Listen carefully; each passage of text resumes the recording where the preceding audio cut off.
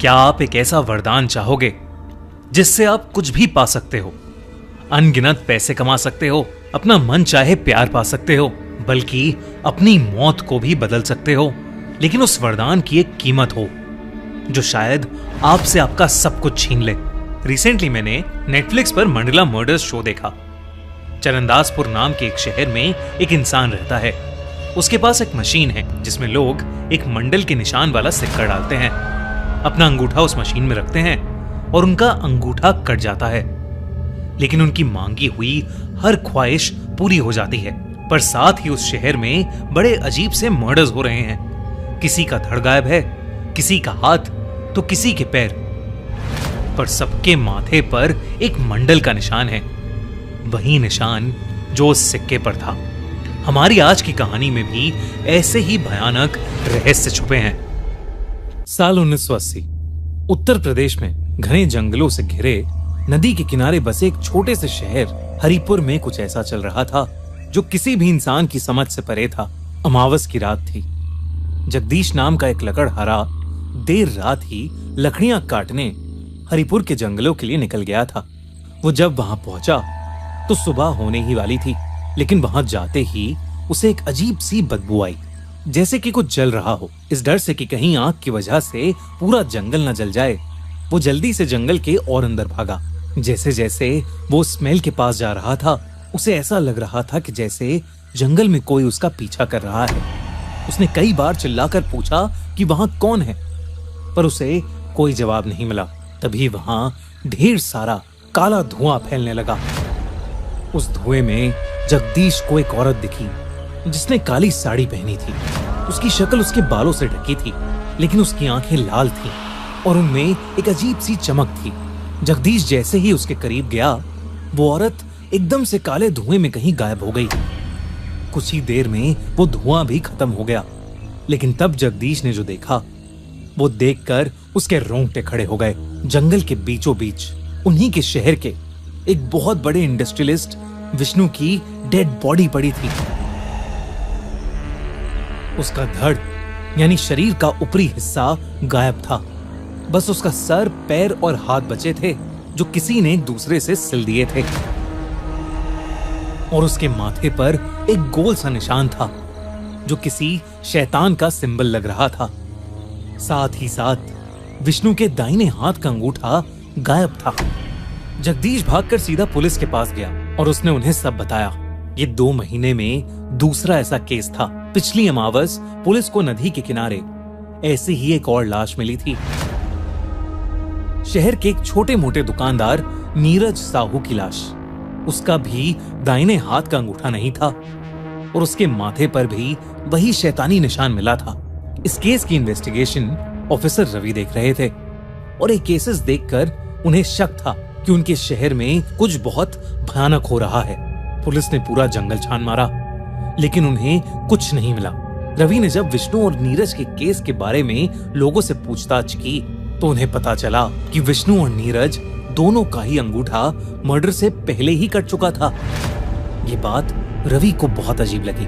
Case की investigation चल ही रही थी, पर अगली अमावस की रात कुछ ऐसा हुआ जिसने पूरे हरिपुर को हमेशा के लिए बदल दिया। उस रात अजय नाम का एक डॉक्टर काम करने के बाद हॉस्पिटल से घर वापस आया ही था। उसका हाल ही में कई साल बाद एक बेटा हुआ था। आम दिनों से हटकर उनके घर की सारी लाइट्स बंद थीं, सिवाय कुछ दियों के। अजय बार बार अपनी बीवी को बुलाता रहा, पर उसे कोई जवाब ही नहीं मिल रहा था। और तभी एकदम से उसे महसूस हुआ जैसे कोई उसे देख रहा है। उसने दिया हाथ में पकड़कर जब इधर उधर घुमाया तो वहां कोई नहीं था। लेकिन तभी अचानक उसके सामने 2 चमकती लाल आंखों वाली एक औरत आ गई। उसे देखते ही अजय बेहद डर गया और उसके हाथ से दिया छूटकर नीचे गिर पड़ा। उसने जैसे तैसे घर की लाइट्स ऑन की तो उसे दिखा कि उसके सामने काली साड़ी में एक औरत खड़ी है जिसके बाल बिखरे हुए हैं और वो अपनी चमकती लाल आंखों से उसे देखे जा रही है। जैसे ही अजय ने पूछा कि वो कौन है, वो औरत हवा में कहीं गायब हो गई। तभी अजय को अपने बच्चे के जोर जोर से रोने की आवाज आई। वो भागकर अंदर बेडरूम में गया तो उसने देखा कि उसका बेटा उनके बिस्तर के बगल में बैठा रो रहा है और बस उसी तरफ देख रहा है जहां से वो औरत गायब हुई। अजय जैसे ही अपने बेटे को उठाने के लिए नीचे झुका, उसका खून सूख गया। बेड के नीचे उसकी बीवी की लाश पड़ी थी, बिल्कुल उसी हालत में। उसका सर, उसके हाथ और उसके पैर एक दूसरे से जुड़े हुए थे, लेकिन उसका ऊपरी हिस्सा गायब था। उसके माथे पर वही शैतानी निशान बना था। अजय उसे देखते ही जोरों से रोने लगा। ये खबर तेजी से फैली और इंस्पेक्टर रवि अजय के घर पहुंचे। अजय की पत्नी का भी अंगूठा नहीं था। जब रवि ने अजय से इस बारे में पूछताछ की तो अजय ने उन्हें एक ऐसा सच बताया जिसे सुनते ही रवि का दिल दहल गया। अजय ने उसे बताया कि बहुत कोशिशों के बावजूद उनका बच्चा नहीं हो रहा था। किसी ने उसकी पत्नी को बोला कि जंगल में एक पुरानी गुफा है, वहां कुछ औरतें हैं जो जादू करती हैं, उनसे जाके मिलोगी तो तुम्हारा काम हो जाएगा। अजय और उसकी पत्नी ने सोचा कि वो ये भी आजमा के देखेंगे। वो एक शाम जंगल के बीचों बीच पहुंचे और उस गुफा को ढूंढने लगे और तभी एक जोर की हवा चलने लगी। उन्हें ऐसा लगा कि कोई उन्हें आवाज दे रहा है। कई औरतें इकट्ठे उसकी बीवी का नाम पुकार रही हैं। जब वो लोग उस आवाज के पीछे गए तो उन्हें एक गुफा दिखी। अजय और उसकी बीवी दोनों ही अंदर जाने लगे, लेकिन एक काली साड़ी पहनी औरत ने अजय को अंदर घुसने से रोक दिया और सिर्फ उसकी बीवी को अंदर भेज दिया। अजय गुफा के बाहर अपनी बीवी का इंतजार करने लगा। कुछ देर बाद उसे उसकी बीवी की एक चीख सुनाई दी।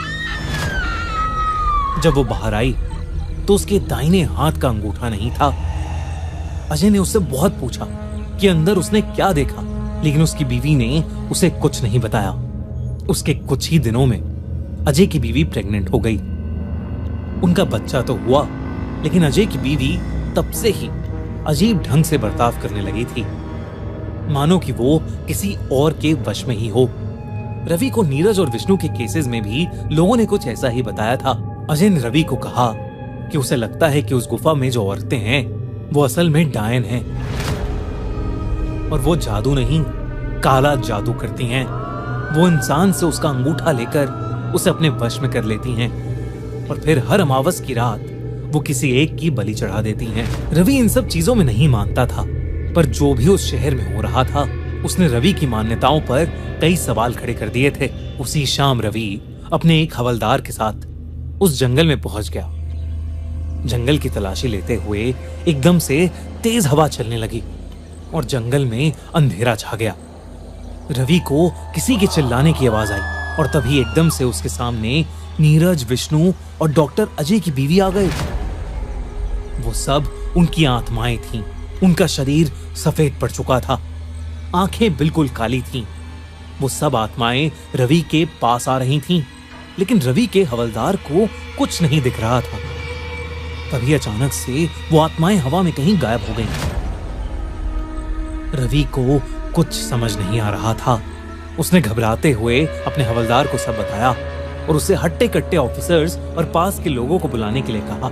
हवलदार जैसे ही वहां से गया, जंगल में अंधेरा छा गया। रवि को कुछ औरतों की आवाज आने लगी जो उसका नाम पुकार रही थीं। जब वो उन आवाजों के पास गया तो उसे वही गुफा दिखी जिसके बारे में अजय ने उसे बताया था। उस गुफा में घुसते ही उसे एक अजीब सा काला धुआं दिखा, जिसमें उसे वही काली साड़ी वाली औरत दिखी जिसके बारे में रवि को अजय और जगदीश ने बताया था। उसकी लाल आंखें अभी भी उसके बिखरे बालों के बीच से चमक रही थीं। रवि उस औरत के पीछे पीछे उस गुफा में चला गया।